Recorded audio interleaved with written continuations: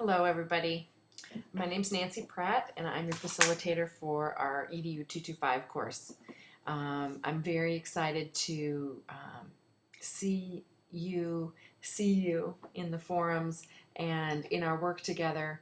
And I guess I just want to start off by saying welcome. Um, this is one of my really favorite courses to teach and facilitate.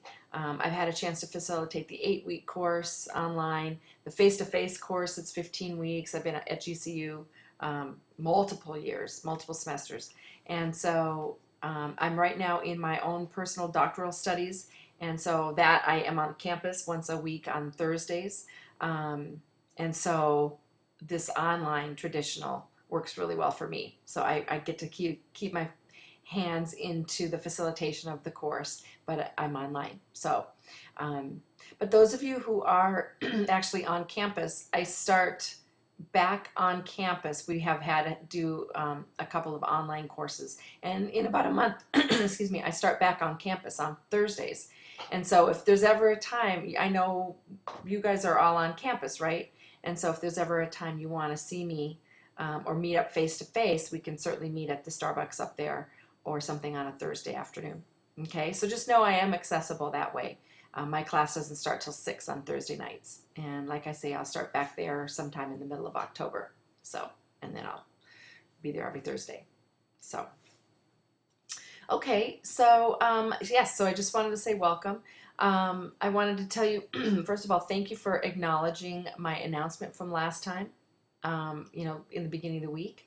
I did have some good quick facts in there. Thank you for all registering for the Remind 101. I've sent a couple of messages, and now that everybody's on there, I can use that as kind of an engager to grab your attention and stuff. So, and if I have to tell you something, or if I post a forum, or if I post another announcement, I can just whip you out a text message that says, "Hey, there's an announcement. Be sure to look at it." So, so thanks for doing that. I haven't had everybody sign up like you guys all have, so I appreciate it a lot.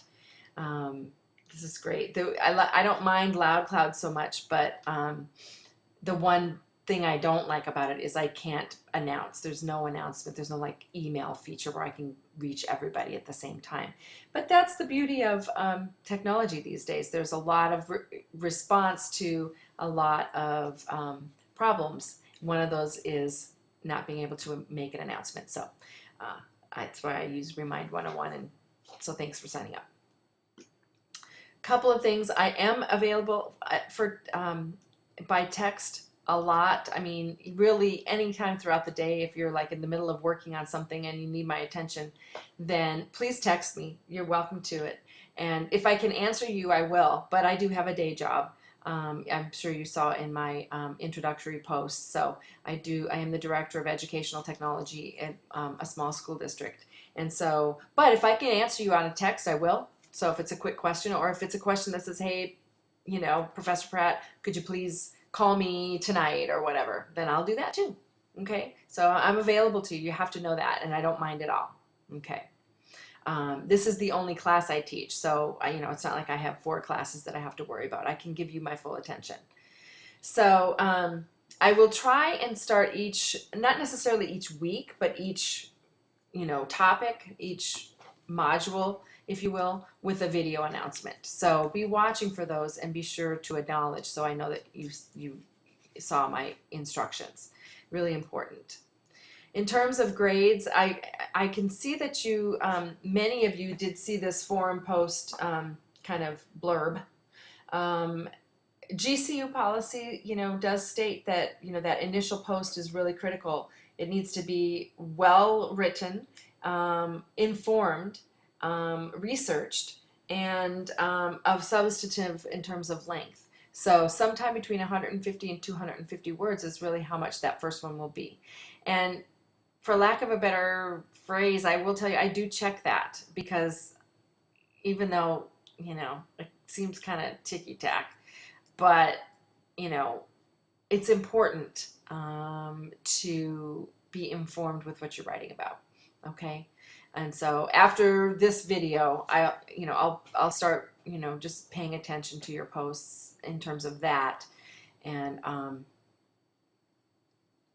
wonder, what is the reason for that substantive issue? And the reason is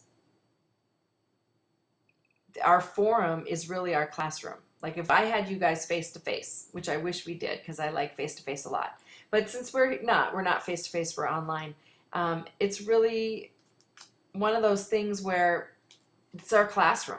And so in order to, it's like doing your reading before you come to class kind of thing. So my expectation would be that, like the digital literacy post, I think that was our first topic in the DQ, in the forum.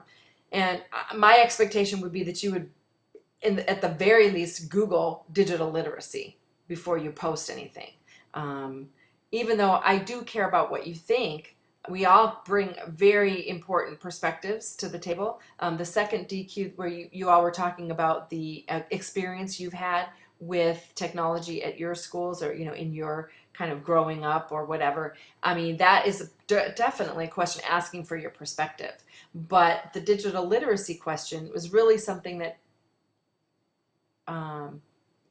was begging to be researched before you post, and so that you can post an informed response. So, and many of you did that. It's pretty evident that you did that.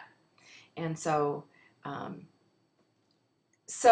that's for your initial posts, and then your follow-up posts would, in order to earn the little badge, the little substantive badge, they really need to be, kind of encouraging, following, furthering along the conversation. And so you'll want to pay attention to that. I mean, not that you can't, just kind of acknowledge what somebody said. I mean, that's totally fine. But it won't be that substantive badge that you need in order to earn the full points for participation. So, I don't like to talk about this that much because, it's like, oh, all these rules. But if you think of it like this is our classroom and we really want to foster informed and high quality scholarly discussion, then I think it kind of makes sense. So thank you for that. The work for the course is not that overwhelming at this point, and so our classroom is an important place for us to spend some time, and that's our classroom is the forums. So thank you for that. Your writing, when we start doing some papers, there is, pay attention to the responsibilities at the end of each of those, your assignments, when it's asking you for research or whatever. If I'm seeing some research, a research paper or anything, I do need you to give me at least 3 scholarly resources. That means a journal. That means something that you've gone to the GCU library to find online, and nothing less than, 3 to 4 years old. I used to say 5, but really with educational technology, 3 years is really almost pushing it. So, and when we come up to our first paper, I'll share that back again with you.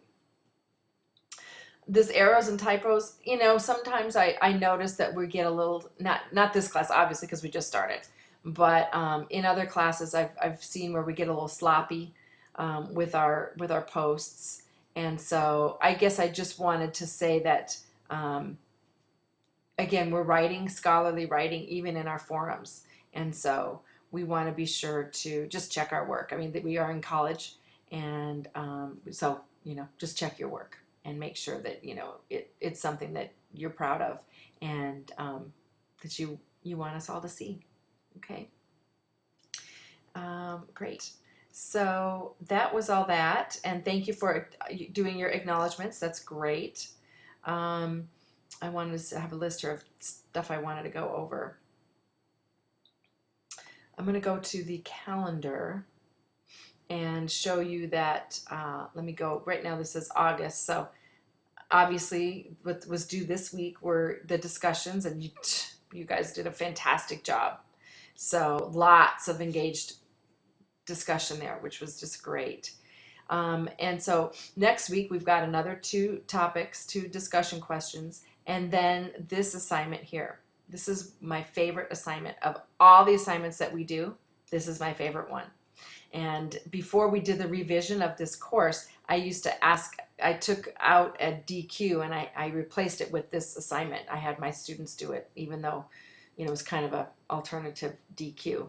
But it's such a valuable experience. I've gotten nothing but positive comments about this activity. So you're really going to enjoy it. So give yourself some time to really kind of spend on this assignment.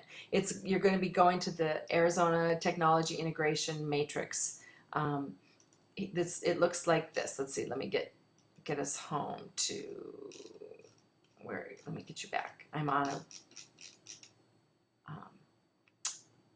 I'm going to go ahead and change this URL.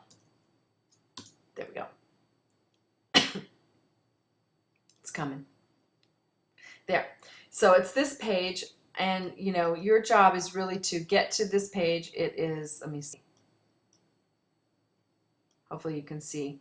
It's azk12.org/Tim. That should be in your resources. Anyway, it's this interactive matrix where read the directions up here, watch this video here. In fact, let's start it right. I don't know if you can see it if I do it in the screencast. So just go ahead and it's 2 minutes. You can watch it for 2 minutes. This will give you a good background on this matrix. I was involved in developing this matrix, and it's a fantastic resource for teachers. The point is, the goal and point of this course is for you to walk away with a really high quality understanding of what technology in the classroom looks like, what your opportunities are with technology in the classroom, how it enhances instruction, how it enhances student learning. This matrix is the start of having a high quality vision of what that looks like, because it shows you. So there's a continuum here. This is levels of technology integration into the classroom. It goes from really entry level, which is teacher-centered, teachers presenting, much like I'm doing here. I'm direct instructing basically. And then it moves over to a student-centered approach where students are making decisions about how they learn.